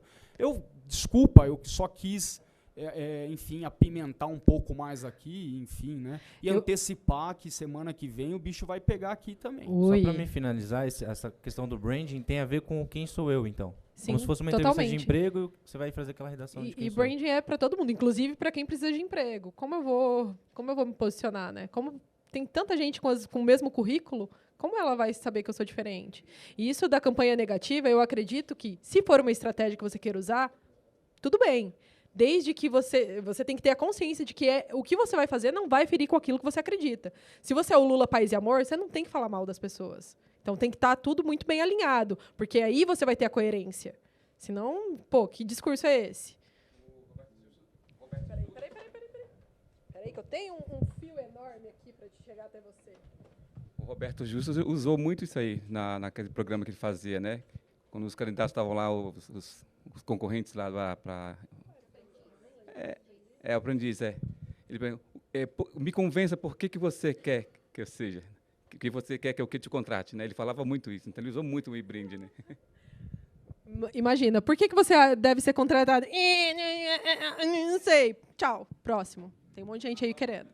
Então é importante esse processo de por que eu tô aqui? Não, eu só vim aqui porque eu queria ficar 5 minutos na TV. Tá tudo bem. Tá tudo bem, válido.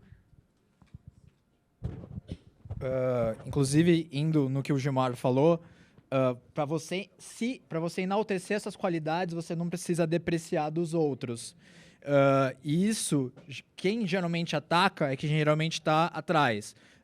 Nas propagandas dos Estados Unidos, para tudo, ocorre muita guerra, mas, por exemplo, geralmente é mais a Pepsi atacando a Coca-Cola se isenta. O Burger King atacando o McDonald's se isenta. Porque justamente isso, não necessariamente você atacando, você pode estar melhorando a sua imagem. E trazendo para o marketing político no Brasil, nas últimas campanhas, sempre quando eram algo mais pejorativo, mais de ataque, geralmente não ficava bem claro quem estava fazendo aquele ataque. Só ficava nas entrelinhas lá, nas letras miúdas, e de qual coligação que era, etc. Mas geralmente o candidato ele não expõe a cara dele, a tapa, propriamente dito, para falar mal do outro. Não sei esse caso do Dória que você citou, que já era ataque pessoal. E eu já ia até comentar sobre isso. Um caso claro e atual de branding na nossa política é justamente a do Lula. O Lula, por mais histórico que ele tinha, por mais todo o discurso que todo mundo já conhecia, por mais que ele já lutou, etc, ele não ganhava a eleição. Até que fizeram um trabalho de branding nele. Até que o Duda Mendonça foi, né? Até que o Duda Mendonça interviu e mudou, repaginou ele inteiro. Passou a ser justamente o Lulinha Paz Amor, passou a vestir terno, etc. Ele deixou de ser o Lula? Não deixou, né, gente? Eu esqueci que eu tenho que falar no microfone, por isso eu repeti. Mais perguntas? É que nesse caso aí, é porque senão fica bom, aí é a minha visão, tá? Fica uma percepção, não é o que você falou, tá bom? Mas eu tô aqui viajando para ser criticado. Fica uma percepção, muitas vezes, de que só o posicionamento em si resolve a questão eleitoral, e o que não é verdade, porque existe o pêndulo político, né? Então, hoje, por exemplo, a gente vive o fenômeno do pêndulo que estava lá na esquerda, não é nem extrema esquerda, porque o PT é um partido de centro, mais centro-esquerda, né? E que deu uma guinada lá para a extrema direita. Você pode enfeitar o pavão que você quiser agora, não é? De alguém que esteja num campo oposto, exceto se o Bolsonaro, por exemplo, acertar nas políticas econômicas, o Brasil crescer e não sei o quê, bicho, não tem, na minha visão, o entre aspas, possa ser feito, em termos de enfeite de pavão, que você vai conseguir tirar os caras de lá. Então, o que eu estou querendo dizer é o seguinte, tem que fazer a leitura do macro e microambiente. Porque muitas vezes numa campanha municipal, bicho, não tem nada a ver você ficar com essa coisa da narrativa da polarização. Mas, por exemplo, eu estou participando de algumas pré-candidaturas em cidades pequenas, que isso para eles faz sentido. Então, proposições, em termos de proposta, ninguém nem está dando ouvido para isso. O cara quer saber se você é vermelho ou é azul. E se você é vermelho, putz, você vai bater no azul, eles comem criancinha e por aí vai. Então, fazer a leitura do macro e microambiente, eu acho que vai ajudar para definir. Porque muitas vezes não é só o planejamento de marca, de posicionamento que vai resolver. Porque você está com tudo isso bonitinho, mas você não está entendendo o macroambiente. E aquilo ali, o eleitor naquele momento não vai absorver, cara, porque ele está em outra galáxia, entendeu? Pelo menos foi isso que eu percebi na eleição do ano passado. As campanhas propositivas, bicho, muita gente boa não se elegeu. Agora o cara que ficou lá batendo no Lula, batendo, e aí quem é do Campo Vermelho, então, por exemplo, a que era vereadora aqui, que me deu branco agora. A Sâmia, não ficou em cima de proposição, ela ficou em cima de guerra de narrativa de valores morais, entendeu? Se ela ficasse, não, vou para Brasília, porque eu vou tornar os estudantes, vou dar lá um vale de R$10 para todo mundo pegar ônibus de graça. Cara, não, vamos bater no campo azul. Então, tem a ver com o macroambiente, né? Porque senão não adianta, você tem uma bela de uma estratégia, mas naquele momento você não conseguiu identificar qual é a narrativa que deve ser construída em termos de discurso para sensibilizar aquelas pessoas. Aí a marca, é o que a Janet está tentando explicar aqui, e é o que eu estou entendendo, né?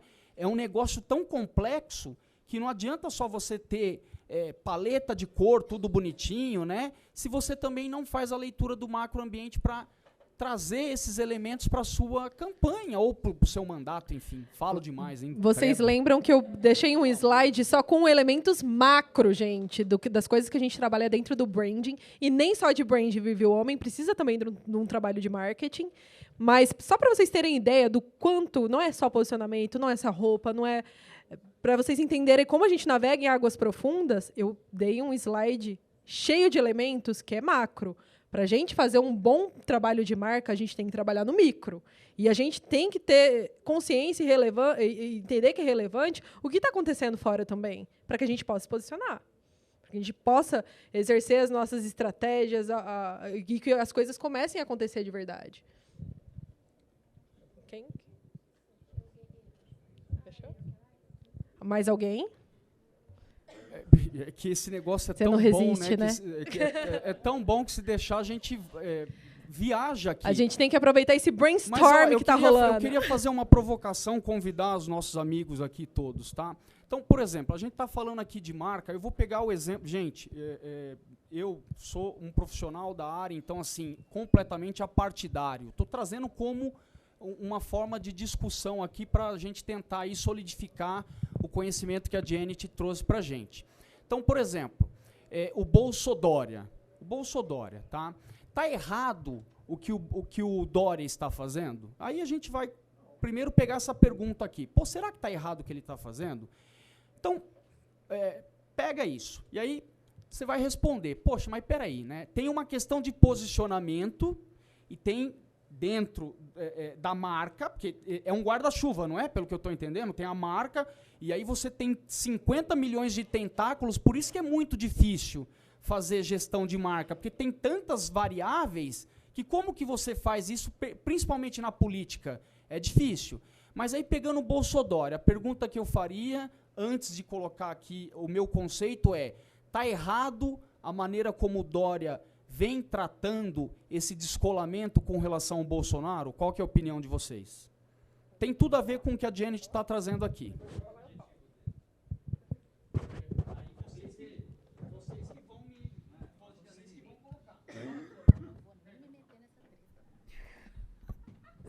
O Dória é um político, ele veio para ganhar. Dentro da estratégia do objetivo dele, ele foi oportunista. Ele atingiu o objetivo dele. Tá certo ou tá errado? Eu estou me referindo ao descolamento agora, tá? Porque assim, o Bolsodória lá foi um sucesso. Faz parte do objetivo dele. Agora, né, é outra marca que ele está querendo... Perfeito. Ó, veja bem que o nosso... Como que é seu nome? Eduardo. O Eduardo está dizendo aqui, ó, ele quer uma outra marca, quer dizer, um reposicionamento, né? Alguém mais quer dar uma opinião antes de eu continuar viajando aqui, por favor? Honestamente, na minha opinião, eu acho também que tanto faz como tanto fez. Porque a memória coletiva hoje está muito instantânea. As pessoas vão esquecer muito rápido, ele pode se reposicionar. Tanto que ele se reposicionou e saiu da prefeitura e conseguiu o Estado. Eu acho que ele é muito estratégico.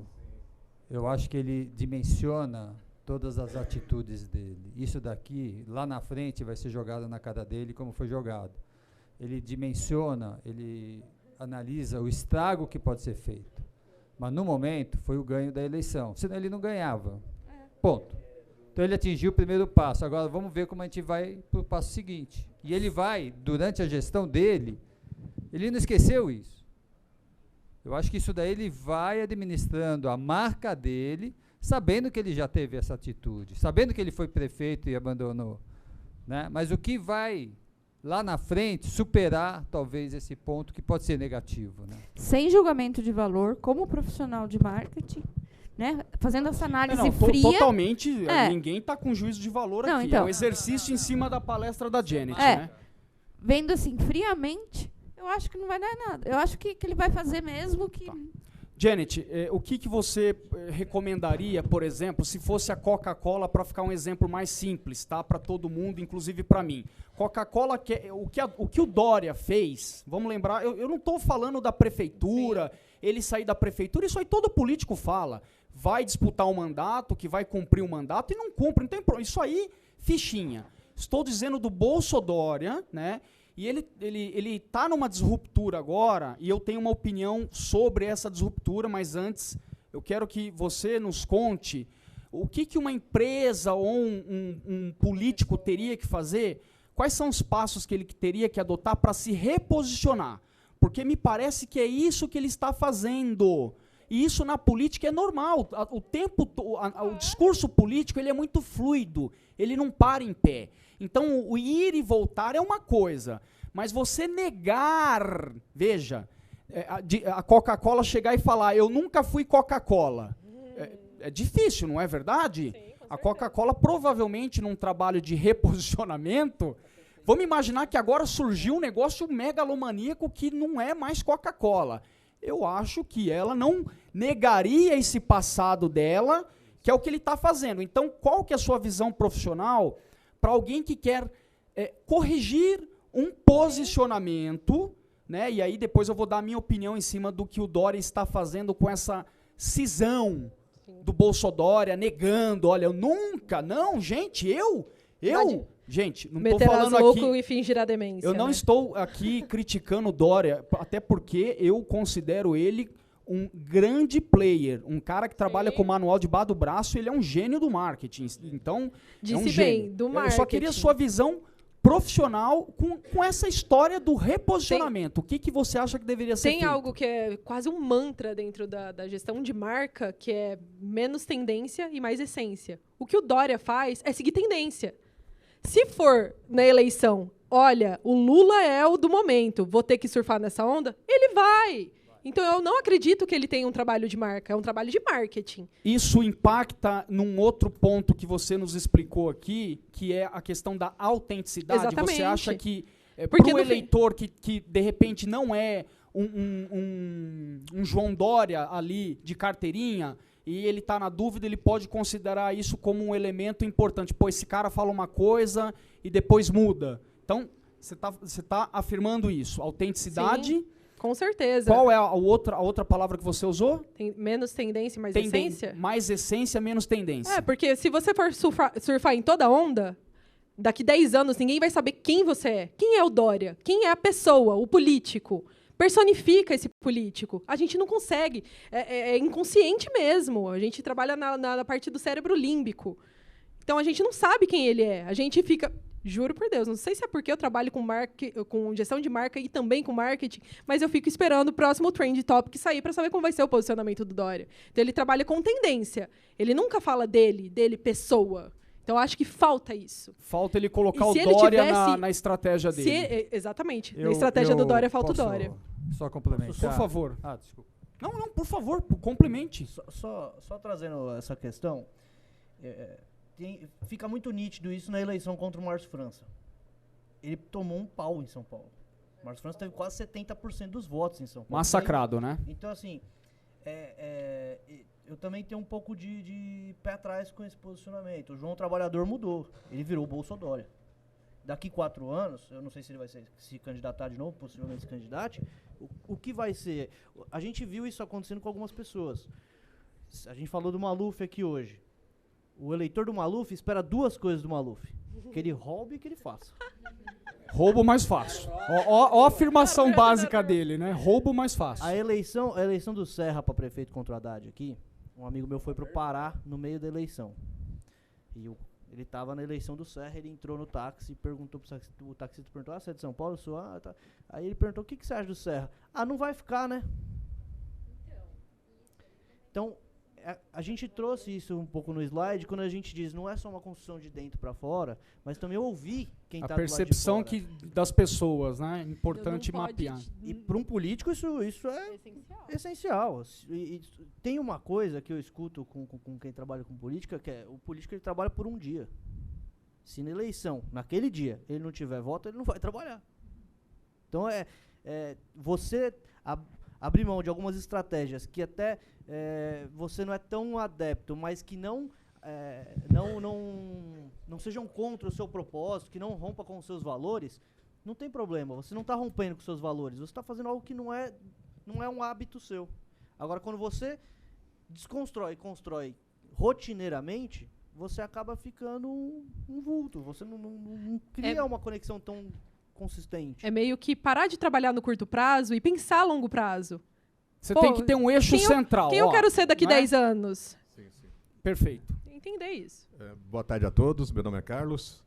Eu tenho a seguinte análise dessa, primeiramente, inicialmente, né, a aliança Dória e Bolsonaro e a ruptura. O que acontece? Para a aliança se deu com um único objetivo, ser eleito, ele conseguiu. Então, surfar na onda. Exatamente, o objetivo foi atingido, foi alcançado. Perfeito. Qual que é o próximo objetivo do Dória? Além de um político extremamente estrategista, ele é um grande empresário. Então ele já está atuando no governo de São Paulo, já pensando na presidência também. Claro. Então ele não pode se manter aliado a um presidente a qual ele pretende sentar naquela cadeira. Ele já almeja aquela cadeira, ou seja, tem que haver a ruptura, e nisso ele está certo. Tá, né? E eu não, faz parte do jogo, e eu não sou crítico com... Aí eu vou falar a minha opinião agora. É evidente que eu não sou crítico, até porque na minha fala anterior, o que eu tentei trazer aqui, né? A construção de um discurso e a negação de outro. Então, é óbvio, se eu quero ser presidente, eu tenho que negar o que o presidente está dizendo. Só que quando você vem e fala, eu nunca me alinhei ao Bolsonaro, cara, peraí. Então, calma, você está entendendo onde eu quero chegar? Porque todo mundo está pulando fora do... Nós estamos falando aqui, é o seguinte, ó, se você hoje fizesse parte da equipe do Dória, tá? E você está lá numa reunião como essa, ele fala, gente, eu quero me reposicionar. Você vai ficar quietinho no microfone, a hora que ele falar que vai fazer o que ele está fazendo, ou eu falaria exatamente o que eu vou dizer aqui agora. Todo mundo está pulando fora do barco do Dória, do Bolsonaro. Todo mundo. Né? Brasil 200, os empresários, o Alexandre Frota saiu e não sei quem saiu. O Bolsonaro está se isolando porque é uma estratégia dele falar para um nicho. Enfim, não vamos entrar nisso aqui. Só que o único cara que pulou, está pulando fora e é considerado traidor é oÓria. Então é isso que eu... É isso que eu não me conformo, porque ele poderia... o mesmo com o Alckmin. Ele poderia se desconectar do Bolsonaro, mas de forma mais estratégica, mostrando, olha, pessoal, vocês estão vendo, olha, então vamos lá. Eu reconheço sim que tive um alinhamento com o Bolsonaro lá atrás, né? Me identifiquei com as propostas dele, porque ele veio com tudo isso aqui que ele está falando, mas veja bem, ó, ele não está entregando essas coisas que ele está falando. Ó, pô, não me identifico com uma pessoa que quer colocar o filho como embaixador na principal embaixada do país. É um exemplo. Então ele começa o quê? Num plano cronológico a construir essa ruptura. O que eu critico não é a ruptura, é óbvio que ela tem que existir de alguma forma, mas do jeito que ela está sendo feita. Por quê? Porque traz um passivo para ele. É evidente, cara, que até o goleiro Bruno, se ele se candidatar a vereador, ele vai ter voto. Talvez não para se eleger, mas alguém... Então é óbvio que o que o Dória está fazendo não quer dizer que ele não vai ser votado. Mas o que eu sempre penso é o seguinte, você é um político, toda ação tem que ser estratégica, para que você tenha o menor prejuízo possível em cima da sua marca. E eu acho que a maneira como ele está conduzindo estrategicamente esse descolamento, na minha opinião, está errado. Não reconhecer... Pô, como que não... Pelo amor de Deus, gente. O cara desesperado lá no Rio de Janeiro, perseguiu o Bolsonaro para tirar foto. E aí você vem e fala para o eleitor, não, eu nunca me alinhei ao Bolsonaro... E a transparência da marca? Onde que fica? Então, eu queria só entender a opinião de vocês, que são profissionais de branding, porque o Dória, ele é um cara que tem recurso para pesquisa. Então, eu duvido que as coisas que ele faça é assim, eu acho. Eu acho que ele tem ali, não é, elementos, ferramentas para tomada de decisão. E será que algum diagnóstico apontou para ele fazer essa cisão dessa forma? Gente, eu não sei se eu estou certo, não quero estar, é que me revolta ver no mercado, porque a gente está falando do mercado, né? Profissionais atuando, instruindo políticos que estão lá no topo, cometerem erros, na minha opinião. Eu acho que o Dória poderia estar completamente descolado do Bolsonaro sem levar esse passivo de traidor. Eu concordo que essa ruptura é muito imediata e que isso deveria levar um tempo, que inclusive é o seguinte, você analisando o Dória como um todo. Estamos falando aqui de branding, hein? Tem tudo a ver com a sua palestra. Analisando o Dória em 4 momentos. Ele, quando era empresário, ele já batia no Lula e no PT. Então, por um lado, ele apoiar o Bolsonaro fazia total sentido. Ele estava sendo coerente com ele. Ele estava sendo oportunista, sim, porque no estado de São Paulo, o Bolsonaro teve mais votação do que ele. E isso que o estado de São Paulo, o estado, não a capital, é unicamente PSDB e PMDB. É o que rege o estado há anos, anos e anos, muito por causa do interior. Mas antes disso, inclusive, o Dória, assim que ele foi eleito prefeito, já tinha um processo dele ser candidato à presidência. Ele não foi, ele estava fazendo, inclusive, campanha, mas ele não foi justamente por honrar o Geraldo naquele momento, mas que todo mundo sabia que o Geraldo não iria ganhar. E, por um lado, ele até preferiu sacrificar o boi. Então, foi inclusive, são totais estratégicas. É preferível ele já queimar o Geraldo agora, o Geraldo mesmo se queimar agora sozinho, para num futuro ele talvez sair como presidente. E outra, se o Bolsonaro estivesse fazendo um mandato ok, se estivesse tudo indo bem, ele não faria essa ruptura dessa forma, mesmo ele querendo ser presidente. E outra, e mesmo assim, os dois estão se alfinetando, não é simplesmente um atacando o outro, os dois estão se atacando. Claro, sem dúvida. Entra muito no... Não é o que você faz, é como você faz. É como você faz, esse é o ponto. Obrigado por essa palavra. Como... Não, é sério, porque eu não durmo por isso. Não, eu acredito que ele não tenha... E aí você trouxe a palavra que fechou. Como você faz as coisas. Obrigado. Me iluminou muito aqui. Falando sério. Estamos aí no processo de iluminação. Como que eu vou fazer o descolamento? Tem sentido ou não? É isso. Não, é só para dizer, essa questão que o Gilmar trouxe, você trouxe de uma maneira muito bem colocada, Gilmar. Até vou propor a sua contratação aqui na agência para DI, tá? Mas, infelizmente, a gente está com o horário um pouco apertado. Eu vou passar a palavra para a nossa colega aqui que solicitou. Vai querer... Se não desligar o meu microfone... Acabou o Gilmar hoje, hein? É porque o horário da sala tá até às 18, né, gente? É verdade, eu ficaria até meia-noite. Alguém quer fazer alguma colocação para a gente poder encerrar? O Happy Hour estão perguntando aqui, aí fica... Então eu pedi para o Gilmar poder fazer o encerramento aí. Né? Gente, muito obrigada. E se as dúvidas continuarem, eu tenho rede social, Parabéns tá, gente? pela palestra. É só me perseguir lá. Obrigada.